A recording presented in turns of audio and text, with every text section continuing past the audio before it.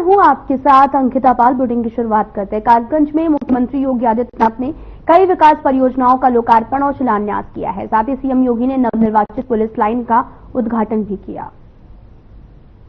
आज कितनी परियोजनाएं आपको प्राप्त हो रही हैं। कासगंज याद करिए, जब सृष्टि के निर्माण की प्रक्रिया आगे चल रही थी, भगवान श्री विष्णु का तृतीय अवतार 12 भगवान के रूप में इसी धरती पर, सोरों की धरती पर, इस धरा के कल्याण के लिए अवतरित होते हैं। सोरों की इस पावन धरा को, जो कासगंज जनपद की पावन धरा है, इसको नमन करता और ये हमारा सौभाग्य है कि सोरों के इस आध्यात्मिक महत्व को हमारी डबल इंजन की सरकार ने समझा है। प्रधानमंत्री मोदी जी के विरासत और विकास के इस कार्यक्रम को हम लोगों ने समझा ही है, बल्कि इसको प्रभावी ढंग से क्रियान्वयन कैसे होना चाहिए। आज सोरों के अंदर चल रही विकास की परियोजनाएं, कासगंज के अंदर चलने वाली विकास की परियोजनाएं उसका उदाहरण है। और उन्हीं के लोकार्पण और शिलान्यास के लिए आज मुझे आपके इस जनपद में आने का सौभाग्य प्राप्त हुआ है। इन सभी परियोजनाओं के लिए मैं कासगंज वासियों को हृदय से बधाई देता हूं, अपनी शुभकामनाएं भी देता हूं। बहनों और भाइयों, यूनिफॉर्म की क्या कीमत होती है और उसका क्या महत्व होता है। आपने अभी ऑपरेशन सिंदूर के माध्यम से पाकिस्तान की कमर को तोड़ने वाले भारत माता के बहादुर जवानों के शौर्य के माध्यम से देखा होगा।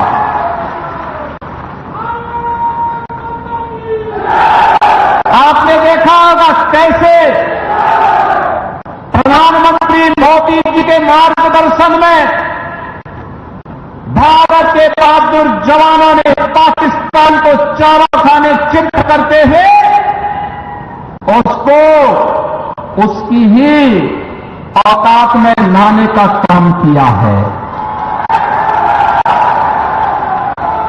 अगर हमारे पास मजबूत सेना नहीं होती, भारत माता के पास बहादुर जवान नहीं होते, तो पाकिस्तान जैसे दुश्मनों के रहते हुए देश की जनता कैसे सुरक्षित रहती, कैसे सुरक्षित रहती। अब तो भारत ने बता दिया है कि अगर हमारे एक नागरिक को भी छेड़ोगे तो अपने अस्तित्व के लिए जूझोगे, अपने अस्तित्व के लिए जूझोगे। और आज पाकिस्तान दुनिया के अंदर गुहार लगा रहा है कि जान बकस दो एक बार। बहनों भाइयों, ये इसलिए क्योंकि पिछले 10 वर्ष में प्रधानमंत्री मोदी जी के नेतृत्व में सेना के आधुनिकीकरण को लेकर के, सेना के सुदृढ़ीकरण को लेकर के लगातार कार्य हुए हैं। और इसीलिए भारत की सेना दुश्मन के किसी भी प्रकार का मुकाबला करने के लिए सदैव तत्पर रहती है। अगर कभी दुश्मन ने कोई जरूरत की तो उसके घर में घुस करके, उसको मार करके उसका काम तमाम करने की पूरी क्षमता भारतीय सेना के पास है।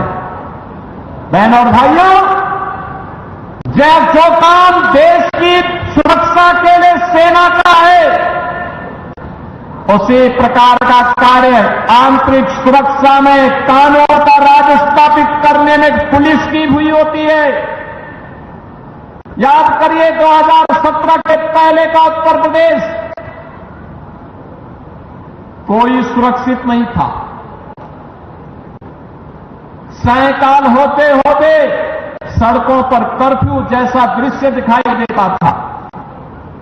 उपद्रवी और उत्पाती सड़कों पर आकर तांडव करते थे। न बेटी सुरक्षित थी, न व्यापारी सुरक्षित था। हर तीसरे दिन एक दंगा होता था। पर्व और त्योहार के पहले ही लोगों के घर में लोगों के मन में एक आशंका आ जाती थी, पता नहीं अब क्या होगा, अब क्या होगा। प्रदेश में विकास ठप हो गया था, एक तरफ उपद्रव और दूसरी तरफ अंधेरा। इन दोनों के बीच का समन्वय था समाजवादी पार्टी और पहले की 2017 की पहले की सरकारें। वे गुंडों के साथ मिलकर के प्रदेश में अराजकता फैलाते थे, कानून के लिए संकट खड़ा करते थे, बेटी और व्यापारी की सुरक्षा के साथ खिलवाड़ करते थे, सज्जनों को प्रताड़ित करते थे, दुर्जनों का महिमा मंडन करते थे। यही पिछली सरकारों का कार्य था। और जब विकास एजेंडे में नहीं होता है तो फिर सरकार कुछ कर नहीं सकती। याद करिए, कासगंज जनपद का निर्माण 2008 में हुआ था। 2008 में बहुजन समाज पार्टी की सरकार थी। उसके बाद 5 वर्ष समाजवादी पार्टी की सरकार रही। बहनों और भाइयों, पुलिस लाइन जो पुलिस की व्यवस्था की बुनियादी आवश्यकता होती है, इसके लिए न जमीन दी गई न पैसा दिया गया। और केवल कासगंज नहीं, उत्तर प्रदेश के लगभग 12 जनपद ऐसे थे जिनमें जिला मुख्यालय नहीं थे, पुलिस लाइन नहीं थी, डीएम और एसपी भी किसी ब्लॉक में बैठने के लिए मजबूर होते थे। बुनियादी सुविधाओं के अभाव में कैसे 25 करोड़ जनता की कोई सुरक्षा करता। लेकिन आज उत्तर प्रदेश पुलिस देश के अंदर एक मॉडल के रूप में देखी जा रही है, एक मॉडल के रूप में आधुनिक सुविधाओं से युक्त, हर प्रकार के संसाधनों से युक्त। और माफिया का तो काल ही बन गई है पुलिस। अब माफिया पैरेलल एक समानांतर सरकार नहीं चला सकता, किसी गरीब की प्रॉपर्टी पर कब्जा नहीं कर सकता, सज्जन शक्ति को प्रताड़ित नहीं कर सकता, बेटी और व्यापारी की सुरक्षा पे सेंध नहीं लगा सकता है। अगर लगाएगा तो उसे मालूम है अगले चौराहे पर यमराज उसका इंतजार कर रहा होगा और फिर राम नाम सत्य है कि यात्रा निकलनी प्रारंभ हो जाएगी। बहनों और भाइयों, ये नए भारत का नया उत्तर प्रदेश है। आज मुझे 191 करोड़ रुपए की लागत से बने हुए कासगंज के सत्याधुनिक पुलिस लाइन के लोकार्पण का अवसर भी प्राप्त हो रहा है। ये लोकार्पण केवल एक पुलिस के लिए नहीं, पुलिस के लिए यहां अत्याधुनिक सुविधाएं दी गई हैं। 1000 बैरक बनाए गए हैं, 1000 पुलिस कार्मिकों के लिए बैरक बनाए गए हैं।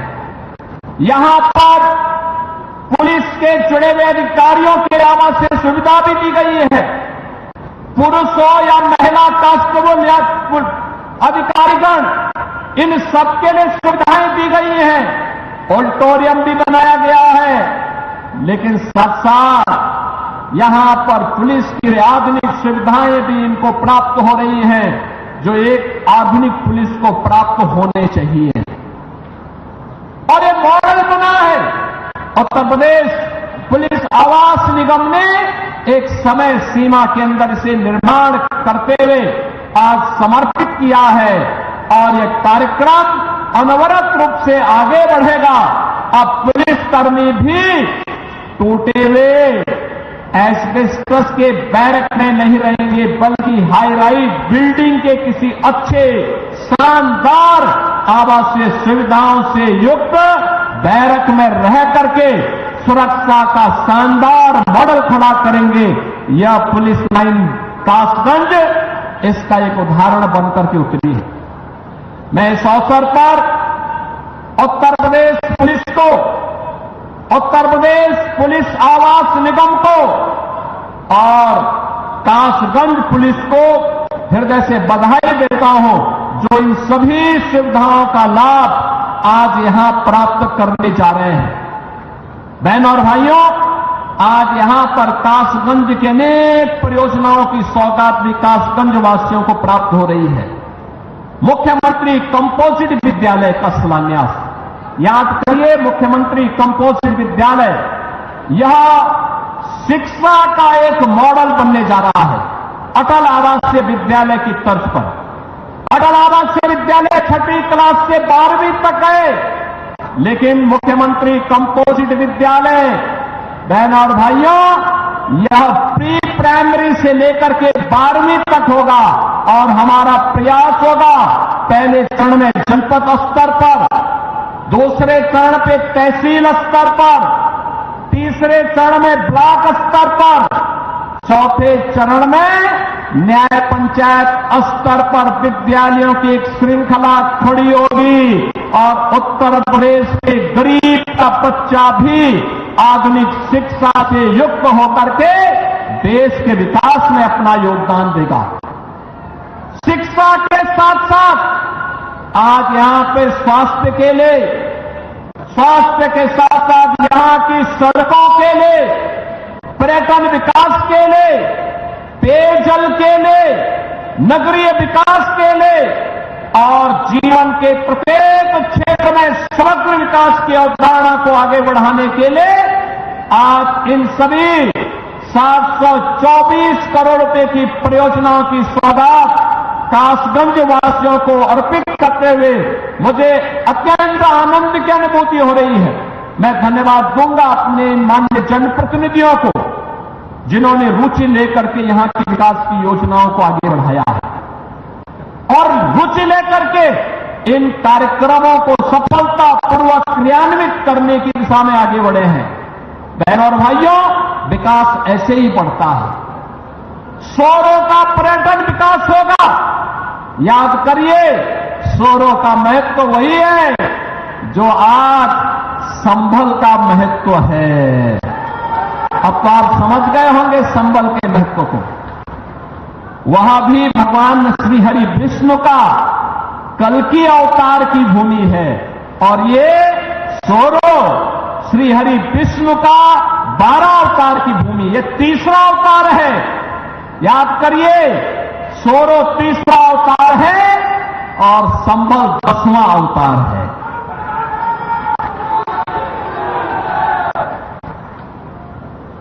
श्री हरि विष्णु का ही अवतार भगवान श्री कृष्ण भी हुए और श्री हरि विष्णु का ही अवतार मर्यादा पुरुषोत्तम भगवान श्री राम भी हुए।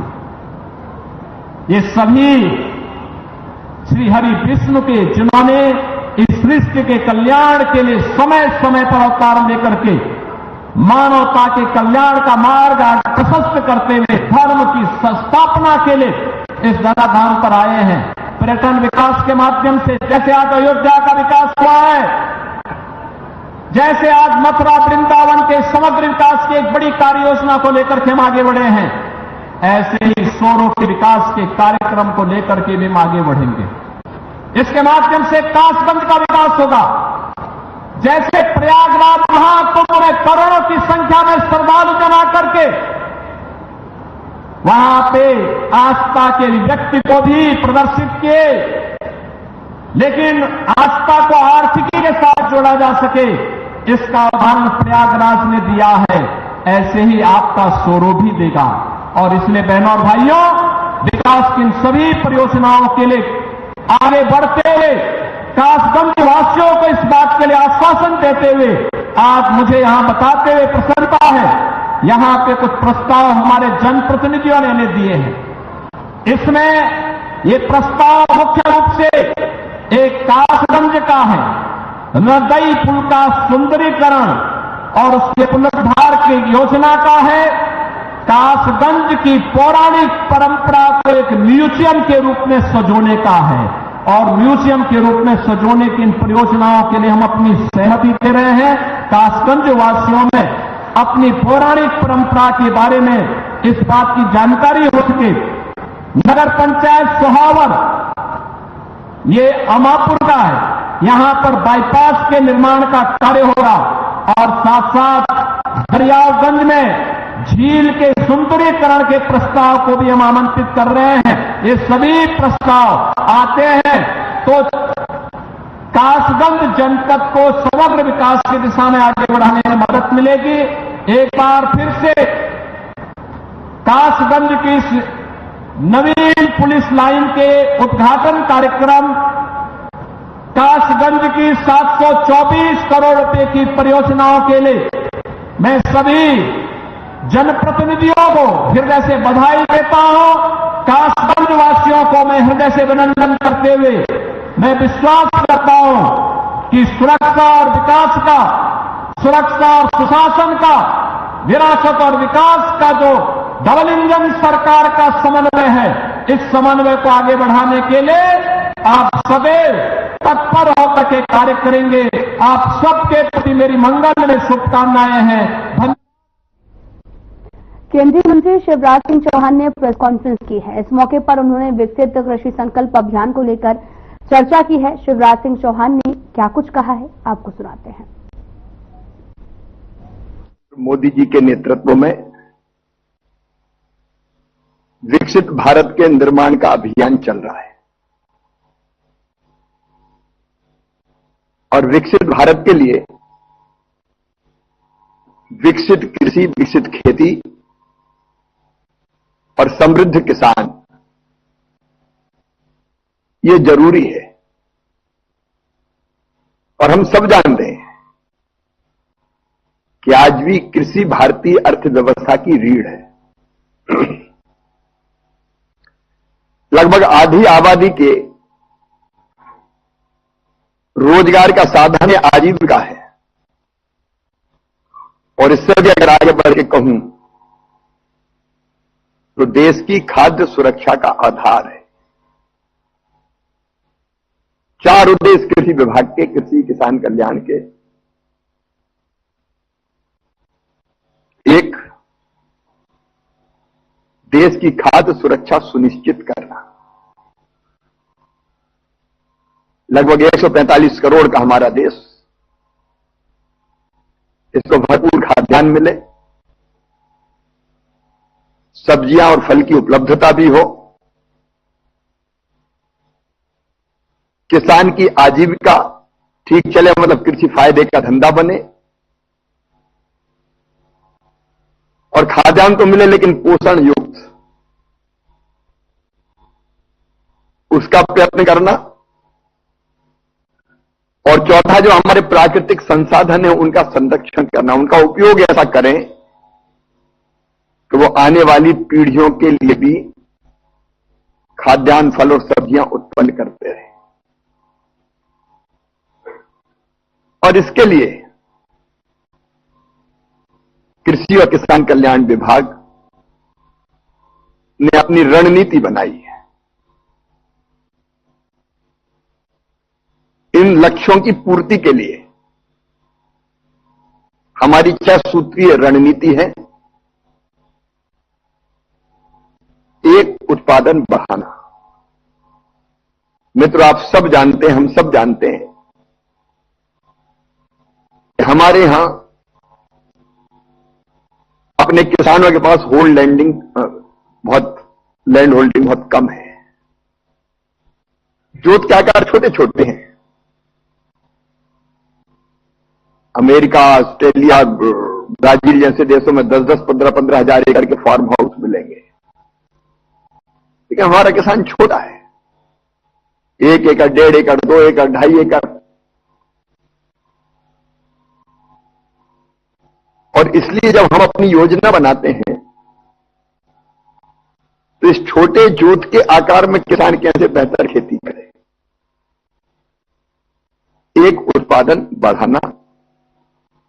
दूसरा, उत्पादन की लागत घटाना। तीसरा, उत्पादन के ठीक दाम देना।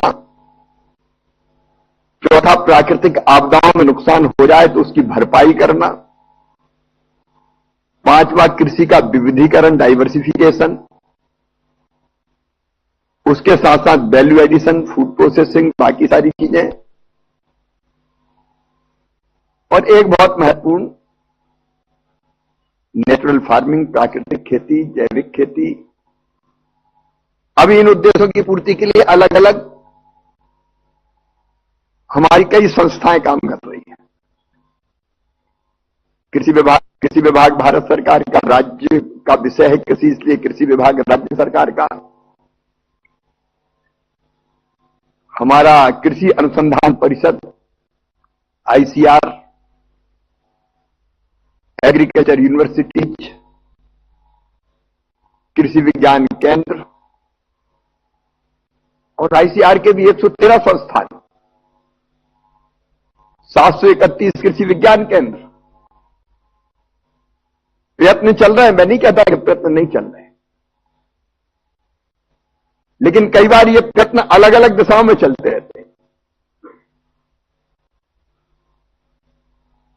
अभी जो प्रयत्न चल रहे हैं उनके परिणाम भी आए हैं। मैं आज प्रसन्नतापूर्वक आपको बताना चाहूंगा, 2023-24 में टोटल जो फूड ग्रेन का उत्पादन था, खरीफ में था 1557.68 लाख टन,